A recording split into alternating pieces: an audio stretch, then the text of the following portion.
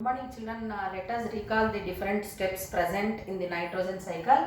So first one is nitrogen fixation. Nitrogen fixation. Then second one is nitrification.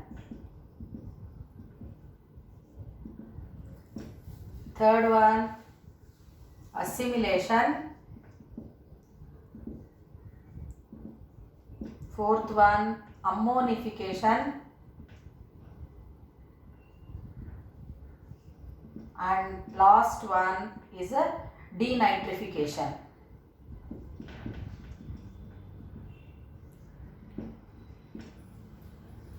Nitrogen fixation, nitrification, assimilation, ammonification and denitrification. So in the yesterday's class we learned about nitrogen fixation. So how that atmospheric nitrogen is fixed. Then nitrification. So whatever nitrogen whichever is fixed, so how it is going to be formed as the salts of nitrogen we learned in this nitrification.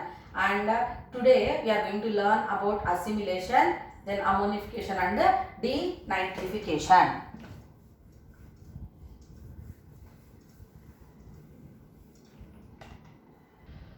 In nitrification, the bacteria like rhizobium you can take, or nitrosomonas or nitrobacter, they are going to convert the nitrogen to the salts of nitrogen like ammonia, ammonium and nitrates, proteins and ammonia, and which are essential, which are useful for the formation of proteins and nucleic acids. So that we learned.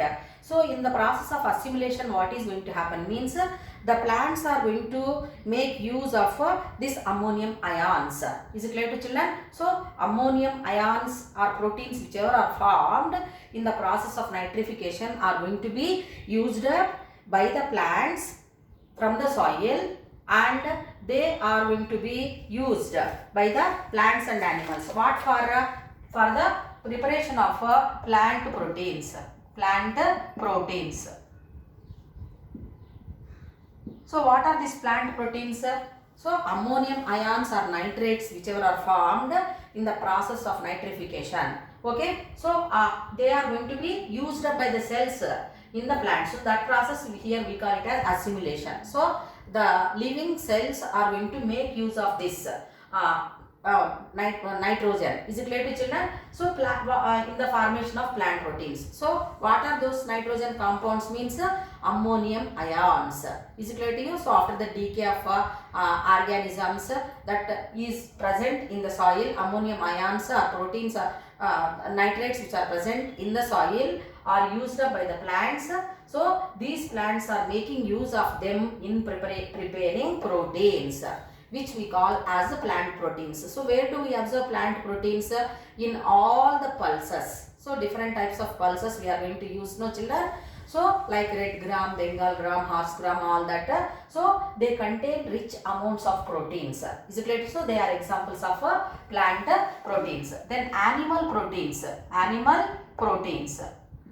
So animal proteins means what? So the plants are going to become food for the animals. Is it not? So herbivorous animals are going to make use of plants.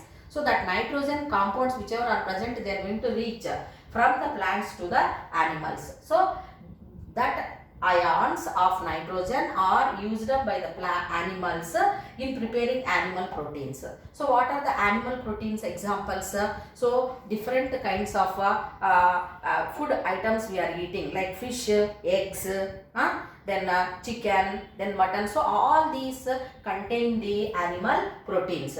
So these animal proteins or plant proteins, they are very much essential for the plants or animals to survive, and even we are also going to consume them, and that nitrogen nitrogen compounds are going to be entering into the human body, and which help in the synthesis of protein content of our body. That muscle content is going to be developed in our body. So that use of that nitrogenous compounds in plants, animals and human beings, that one making use of that ammonium as well, making use of that nitrogenous compounds in the living system, that one we call it as assimilation. Is it clear to you?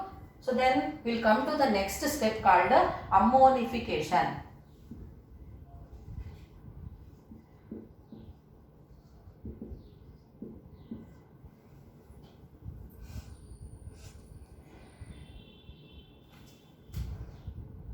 Now let us learn what is ammonification.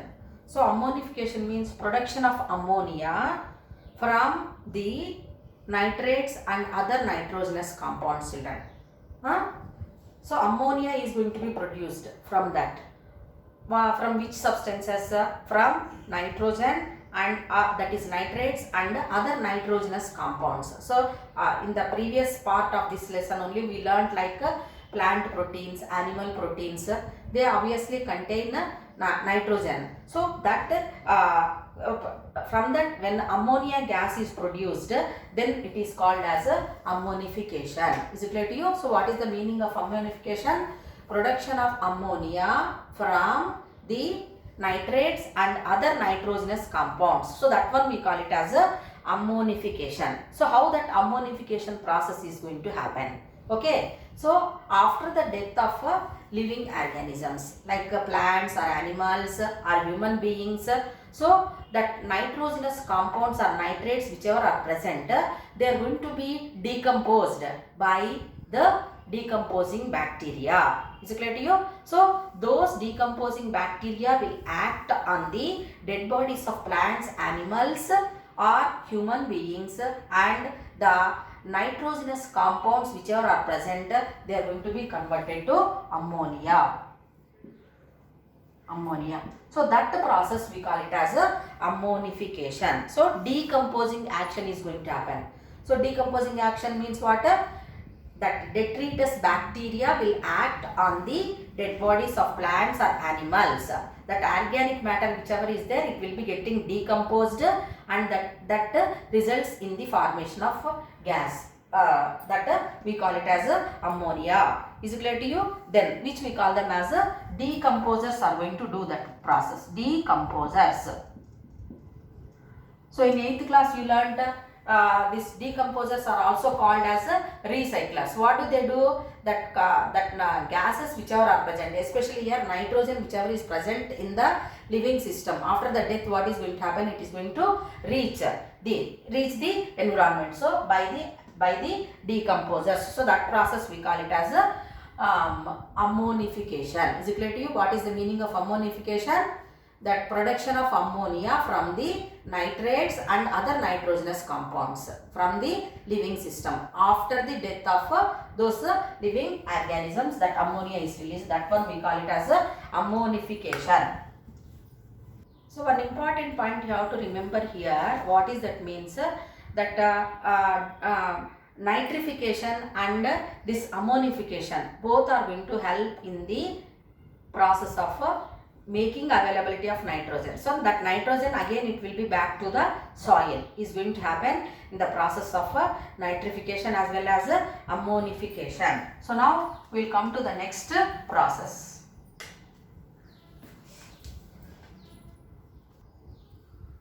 So now in the process of denitrification, what is happening to that nitrogen? So that nitrate, solid nitrate whichever is present in the living organisms. So after the death, that solid nitrate NO3 whichever is present in the organisms is going to be back to the gaseous form nitrogen. So it is a gaseous form. Again it will be back to the air. So that process of solid nitrogen, that in the form of nitrate, that is NO3 whichever is present in the organisms after the death, and because of some decomposing action, that nitrogen whichever is there, it will be converted to the gaseous form and the nitrogen is going to be back to the atmosphere. So that process we call it as denitrification. Is it clear to you? So how this process is going to happen? So usually this type of denitrification is going to happen. So where there are so much of wet soils in the anaerobic condition, where oxygen availability is less for the organisms, the decomposing action is going to happen in the absence of oxygen, leaving this that solid material, converting it to the gaseous form of nitrogen, that is N2, where it is going to be reaching the atmosphere. Is it clear to you? So what kind of bacteria? So they are called as a denitrifying bacteria. Denitrifying bacteria. So what are those denitrifying bacteria which are present in the wet soils? Wet soils. So what are they? Means examples for that denitrifying bacteria which are going to convert the solid nitrates into nitrogen as a gaseous form. So first Pseudomonas. Pseudomonas. So it is one bacteria. Then next one is Serratia. And another one is Thiobacillus. Thiobacillus denitrificans.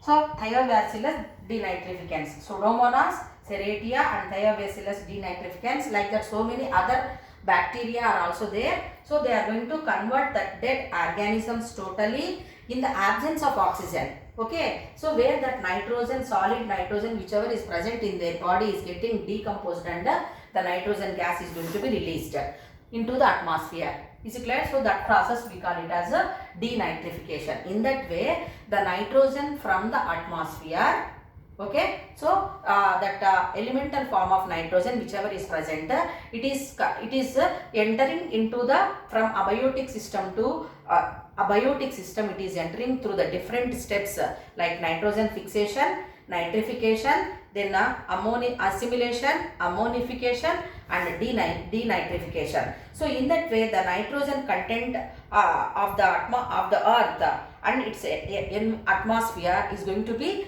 done in a cyclic manner. So the nitrogen element is present constantly in the atmosphere through this all the steps which you have learned in this lesson. Is it clear to children? Till now you learned about the that cycle of nitrogen. Now we learn human intervention and nitrogen cycle. What is happening to that nitrogen element because of human activities, that we are going to learn now. Okay, so you know that air is said to be a renewable resource, but because of human interventions or human activities, the air is also going to be very much polluted, where it is unfit for other living organisms to survive. So in what way that nitrogen cycle is disturbed because of human activities, that we are going to discuss now. So you know that we people are going to make use of so much of artificial fertilizers. Is it not, children? Which contain nitrogen. So the excess nitrogen whichever is present in the form of artificial fertilizers. Artificial fertilizers. So the we people are making use of that fertilizers. What for we are using the artificial fertilizers?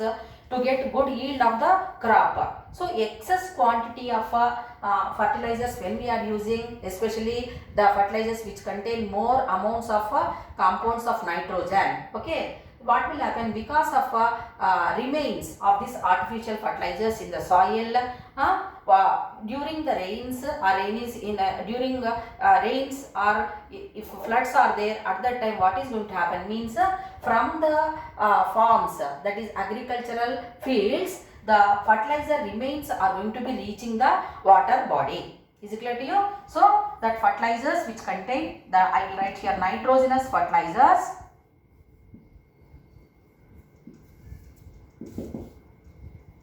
So these nitrogenous fertilizers are going to reach the water body. Maybe any pond like village tanks or other water bodies, when that nitrogen is going to reach, what will happen even rivers also. What will happen? Because of that excess nitrogen whichever is present in the water where it is reached because of this floods, so that will result in the in excessive growth of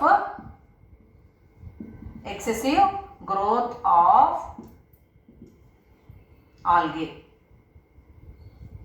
Is it clear to you? So excess growth of algae is going to happen in the water bodies. Have you followed what I said? So farmers are making use of artificial fertilizers which contain nitrogen to get good yield of the crop. So if it is in excess quantity, then that excess amounts will be reaching the water body because of rains or any floods. So the water body, as it contains more amounts of nitrogenous compounds, so it is going to be used up by the algae, and that algal population is going to be increasing like anything, or algal forms are growing in larger scale in the water bodies.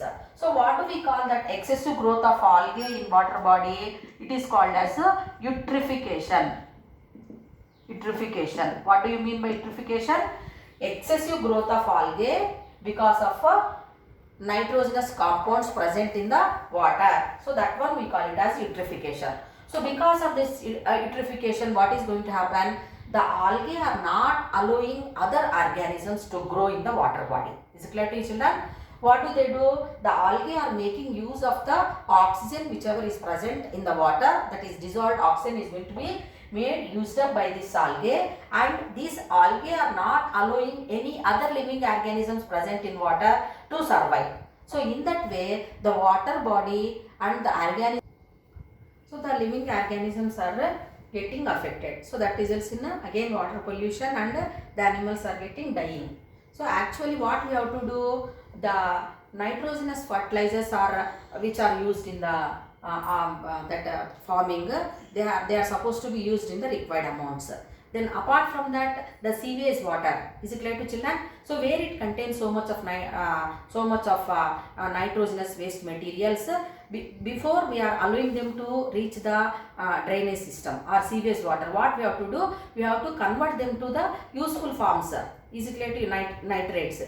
Followed what I said? So if that process is not happening, the total amount of that excess nitrogen nitrogenous amounts are going to be reaching the water body, and that results in the pollution of water also. Is it clear to you? Then coming to the next point here, the people are also suffering because of the excess amounts of nitrogen whichever is reached the water body, and because of pollution the organisms, especially fish, if the people are going to consume that fish whichever is having more amounts of that one, then that will show impact on the human life also. So with this we learnt the nitrogen cycle under biogeochemical cycles. Thank you.